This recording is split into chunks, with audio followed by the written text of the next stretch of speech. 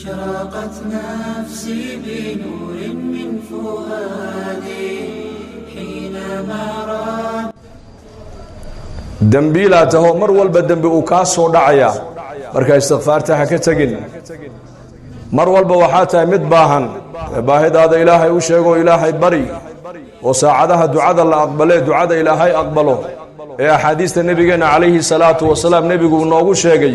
xilliga ilaahay bari oo baahidaada ilaahay u sheego salaada markii laga baxa ducada waa la aqbalaa roobku markuu da'ayo ducada waa la aqbalaa maalinta jumcada saacata ijaaba ku jirta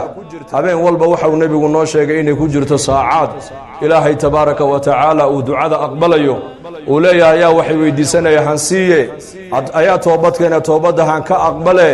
ayaa maaragtaan dambi dhaaf doonay dambigiisa han dhaafe saacadaha kaco ilaahay la munaajayo baahidaada ilaahay u sheego aqrab ma yakuna al'abdu min rabbih wa huwa sajidun fa akthiru fihi ad-du'a faqiman an yustajaba lakum nabi guri alayhi salatu wassalam markuu adoonku ilaahiisa ugu dhawaasho badan yahay waa marka sujuuda wajiga dhulka ku haye xilliga ducada badiya buu nabi guri alayhi salatu wassalam waxa xaqiiqa abu nabi leeyahay xilliga ninka ducaysta ilaahay ducadiisa inuu aqbalayo walaalkaaga muslimka oo aan ka warqabin oo u ducaysa bidahar alghayb aad uga ducaysa oo ilaahay iimaan u weydiisa hidaayad ilaahay u weydiisa توفيق إلهي ويديسا برواق إلهي أدو ويديسا عفماد إلهي أدو ويديسا تاسانا أقول إجابة دوب النبي قد عليه الصلاة والسلام أدو والالكاغا مسلم كأن وركاغا بالمركة أدو دعينيسو كوركاغا ملك باتاغن مرا لي مركة والالكا أدو دعي سدبا ولك مثله ملك يوحو كليهي